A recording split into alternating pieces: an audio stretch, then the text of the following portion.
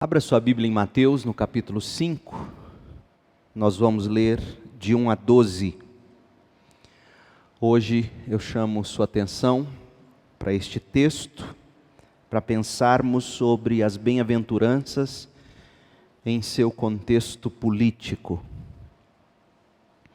As bem-aventuranças em seu contexto político. Mateus 5, de 1 a 12. Ao ver as multidões, Jesus subiu ao monte. Ele se assentou e os seus discípulos se aproximaram dele. Então ele passou a ensiná-los. Jesus disse: Bem-aventurados os pobres em espírito, porque deles é o reino dos céus. Bem-aventurados os que choram, porque serão consolados. Bem-aventurados os mansos, porque herdarão a terra. Bem-aventurados os que têm fome e sede de justiça, porque serão saciados. Bem-aventurados os misericordiosos, porque alcançarão misericórdia. Bem-aventurados os limpos de coração, porque verão a Deus. Bem-aventurados os pacificadores, porque serão chamados filhos de Deus. Bem-aventurados os perseguidos por causa da justiça, porque deles é o reino dos céus. Bem-aventurados são vocês quando por minha causa os insultarem e os perseguirem e mentindo disserem todo mal contra vocês. Alegrem-se e exultem, porque é grande a sua recompensa nos céus, pois assim perseguiram os profetas que vieram antes de vocês. Esta é a palavra do Senhor. No nosso estudo das bem-aventuranças, nós já abordamos as bem-aventuranças em seu contexto bíblico e temporal. Hoje nós estudaremos as bem-aventuranças no contexto político. Restará as bem-aventuranças em seu contexto religioso e depois algumas considerações introdutórias. Tudo isso para nos ajudar ao longo da caminhada antes de estudarmos uma de cada vez. O contexto bíblico das bem-aventuranças, a nossa primeira mensagem da série, nos ajudou a entender o conceito de felicidade, da perspectiva, obviamente, bíblica. Quando falamos do contexto temporal, na segunda mensagem, nós colocamos a felicidade na perspectiva correta, a perspectiva do céu. Agora, o contexto político das bem-aventuranças tem também lições a nos ensinar, porque ao estudarmos as bem-aventuranças no contexto político da nação de Israel e a forma como Jesus contrapõe o pensamento daquele tempo, nós aprendemos sobre qual é de fato o engajamento que se espera do cristão. E não poderia ser mais atual esse tema do que nos últimos tempos, quando o Brasil vive uma ebulição, uma crescente onda de ressurgimento do que se chama de direita política contra o que se descreve como esquerda política no país. E aí você vai ter em ambos os lados, tanto os de direita como os de esquerda, suas defesas, entre aspas, bíblicas, para suas posições políticas.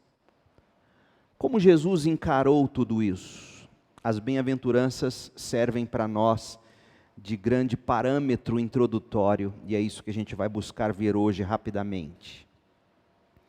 Quando Jesus prega esta mensagem, esse primeiro sermão dele, e é provável que o Sermão do Monte tenha sido repetido em diversas ocasiões diferentes. É provável que o que Jesus aborda aqui em Mateus, conforme registrou Mateus inspirado pelo Espírito, é provável que Jesus tenha pregado este mesmo sermão noutros contextos, porque Lucas narra o Sermão do Monte com pequenas variações ou palavras diferentes ou aplicações diferentes, e aí os críticos da Bíblia gostam de chamar isso de contradições, quando na verdade é o mesmo sermão, noutra ocasião, escrito por uma outra perspectiva. Quando Jesus traz a sua mensagem, Sermão do Monte resume toda a mensagem do cristianismo. Quando Jesus prega o que pregou, ele pregou não num vácuo político, por assim dizer. Os judeus dos dias de Jesus estavam esperando o Messias, o tão esperado Messias de Israel. Mas o Messias que eles esperavam era um dirigente político. Eles queriam alguém que adentrasse Jerusalém, não montado num jumento, mas num cavalo branco vencedor, que acabasse com todos os romanos numa rebelião jamais vista no mundo antes. E o espírito zelote, digamos, de Judas Iscariotes e outros zelotes daquele tempo, nós vamos falar um pouco deles na próxima mensagem, se Deus permitir, revela bem qual era a ideia que eles tinham de Messias, alguém que os lideraria numa batalha sangrenta para que Israel tomasse de volta a supremacia daquela região e, por que não, do mundo. Os judeus, portanto, esperavam uma revolução, uma verdadeira revolução geopolítica com a chegada do tão esperado Messias. Bom, o Messias chega. Jesus é o Messias. E João nos conta que tão logo os judeus lá na Galileia perceberam Jesus, eles tentaram fazer de Jesus um rei. Tão logo Jesus iniciou seu ministério na terra. Por quê? Porque quando eles começaram a ver os milagres de Jesus, eles deduziram que aquele seria sim um rei ideal, porque traria bem-estar para a nação. Cristo, por exemplo, havia alimentado milhares e milhares com a multiplicação de pães e peixes, de forma que ainda sobrou 12 cestos cheios de comida. Então deduziram, esse homem pode nos alimentar, ele é ou seria um excelente líder. E os judeus podiam, então, desfrutar do tão esperado bem-estar. Por que não? Tanto que Judas, o Iscariotes, ele segue Jesus com essa intenção, achando que Jesus os lideraria numa revolução e eles reinariam nesse novo reino. Judas se decepciona com isso e nós conhecemos o final da história de Judas. Se suicida de uma forma trágica. Agora, os judeus poderiam estar preocupados ou procurando um reino político, mas não era este tipo de reino que Jesus veio oferecer. Nós já dissemos isso, e nunca é o bastante repetir, por isso que Mateus vai dizer, tanto em Mateus 5:3 como em Mateus 5:10, que dos cristãos é o reino dos céus, não o reino de Deus, porque o reino de Deus na cabeça do judeu era geopolítico, supremacia política, militar, e Mateus diz, não, o reino de Deus na verdade é um reino dos céus. Jesus deixou isso muito claro, por exemplo, no diálogo que Pilatos trava com ele, abra sua Bíblia em João 18. João 18, de 33 a 37, Pilatos está ironicamente confrontando Jesus, e Jesus faz questão de dizer que o reino dele não é deste mundo. Ouça o diálogo, João 18, 33. Então, Pilatos entrou novamente no palácio e ordenou que trouxessem Jesus. Você é o rei dos judeus? Perguntou ele. Jesus respondeu, essa pergunta é sua ou outros lhe falaram a meu respeito? Como que dizendo, você quer de fato a resposta ou você está aqui apenas instigado pelos fariseus? Acaso sou judeu? Disse Pilatos. Acaso estou nessa bagunça, nesse balaio de gatos aí do seu povo? Não, eu não sou um de vocês. Seu próprio povo e os principais sacerdotes o trouxeram a mim para ser julgado. Por quê? O que você fez? Jesus respondeu: Pilatos, se você quer saber se o meu reino é para competir contra o reino de César, fique tranquilo, porque o meu reino não é deste mundo. Essa era a preocupação de Roma. Um Messias que viesse liderar uma batalha política. E Jesus deixou claro: Pilatos, fique tranquilo, meu reino não é deste mundo. Se fosse, meus seguidores lutariam para impedir que eu fosse entregue aos líderes judeus. Mas meu reino não procede deste mundo. Pilatos disse: então você é rei? Porque na cabeça de Pilatos, como assim? Se você não quer ser rei geopoliticamente, que rei você é? Você diz que sou rei, respondeu Jesus. De fato, nasci e vim ao mundo para testemunhar a verdade.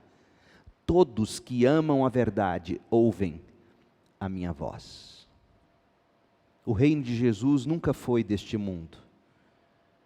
Jesus, meu povo, nunca tratou de política, nos termos em que se encontra hoje o mundo dito evangélico tratando. E historicamente, todas as vezes que a igreja se envolveu em política, como temos visto, ela perdeu sua força e seu poder. Jesus não estava tão preocupado em mudar as estruturas sociais ou políticas, quanto Jesus estava sim preocupado em transformar o coração das pessoas. E é isso que ele diz aqui de cara, na abertura do seu primeiro sermão, o Sermão do Monte. E as bem-aventuranças é a introdução do Sermão do Monte, e a gente aprende nas bem-aventuranças que a ênfase de Jesus não está no ter, nem no poder, no sentido de força. A ênfase de Jesus está no ser, não no governar. Cristo não está atrás do que os homens fazem ou podem fazer, mas do que os homens podem se tornar. Porque Jesus sabia e sabe que o que somos determinará inevitavelmente o que devemos fazer. E se há algo que o Sermão do Monte nos ensina, já de cara nas bem-aventuranças, é que se há algum tipo de militância que se espera da igreja, não é política ou geopolítica. A igreja, institucionalmente falando, deve se engajar na transformação do homem no sentido de salvá-lo, buscar e salvar o perdido. Porque o melhor bem que a igreja pode fazer a toda a estrutura política de uma sociedade, ouça bem, não é se mobilizar institucionalmente falando para que se criar políticas públicas, não. Esse não é o papel da igreja.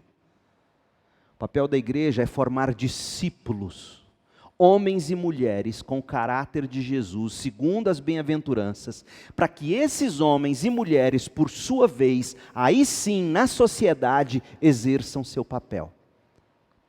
Seja na política, seja no comércio, seja como uma diarista, seja como um médico, seja como for.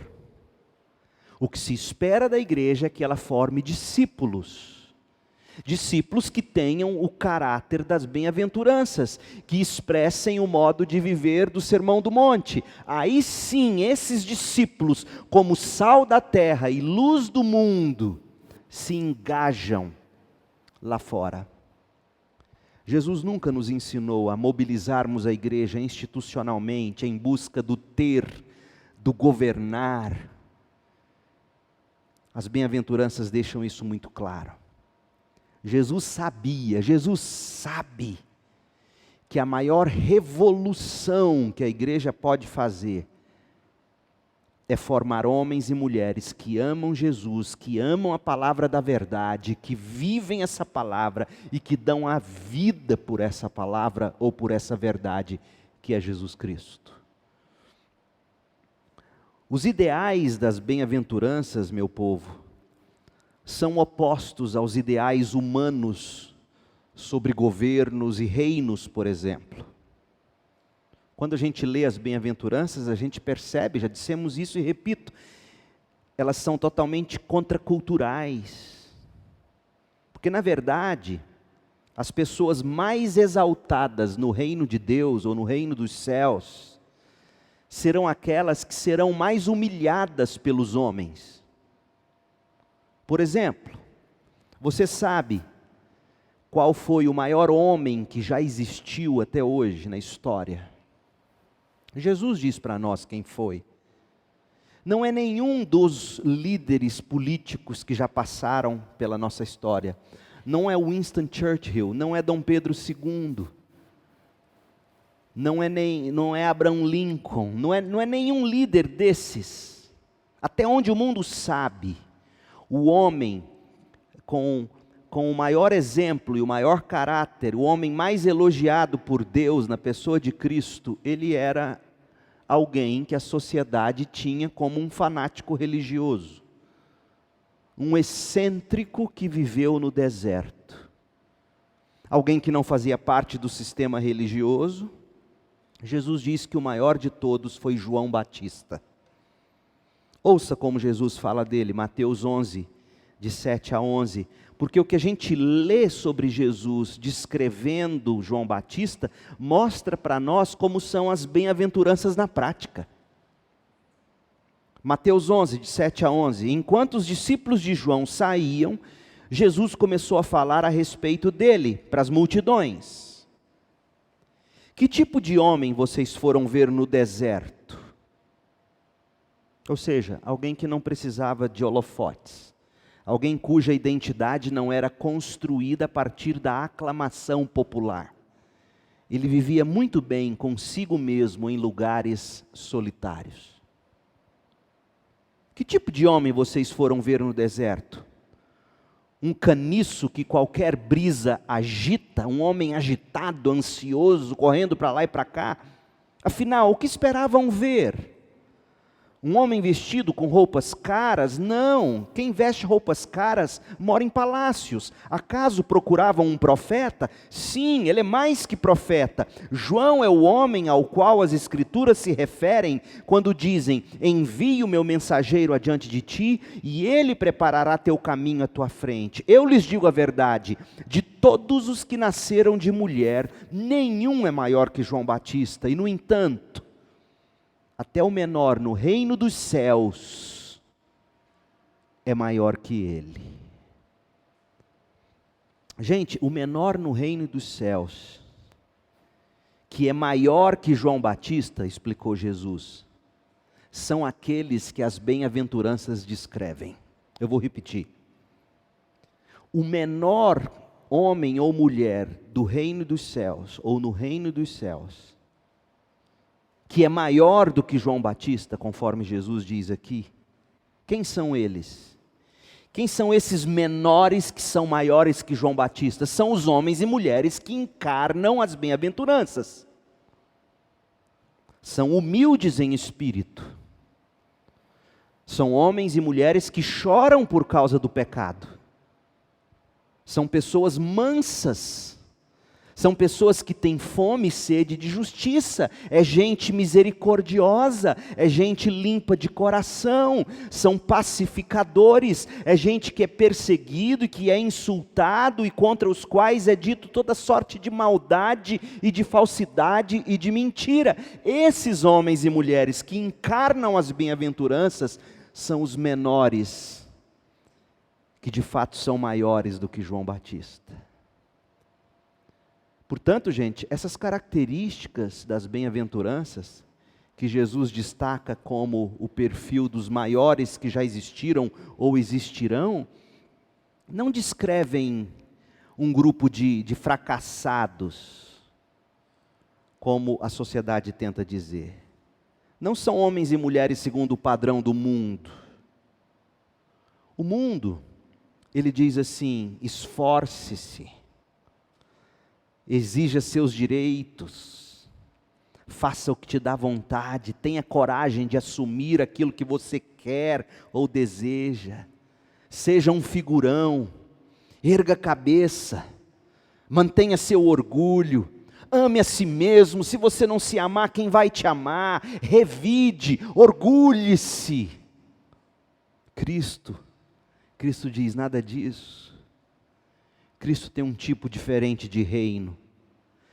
Seu reino, ele até defende a concepção positiva de algum tipo de perseguição sem vingança. E abençoa todos os que vivem desse modo. Portanto, gente, o aspecto político da mensagem de Jesus aqui nas bem-aventuranças é devastador.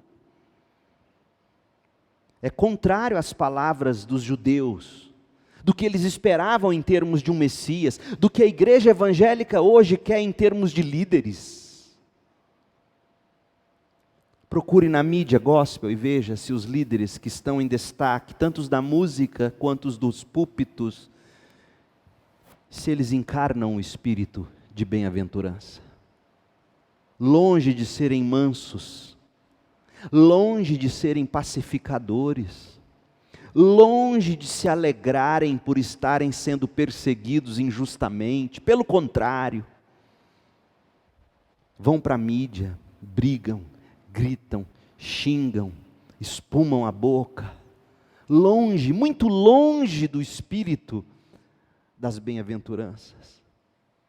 E quando a gente compara o que temos visto com o que Jesus descreve como sendo o maior tipo de pessoa que poderá existir aqui nas bem-aventuranças, quando a gente compara o que se tem e o que se vê com o que Jesus disse, a gente chega quase ao nível de um desespero, de dizer, meu Deus,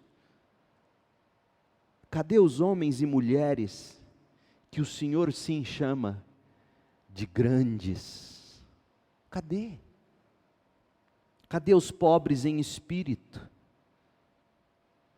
Que se alegram em simplesmente dizer, não, eu posso perder bens, família, qualquer coisa. Meu é o reino dos céus. Cadê esses homens? Cadê essas mulheres? Cadê os homens e mulheres que choram, sabendo que serão consolados?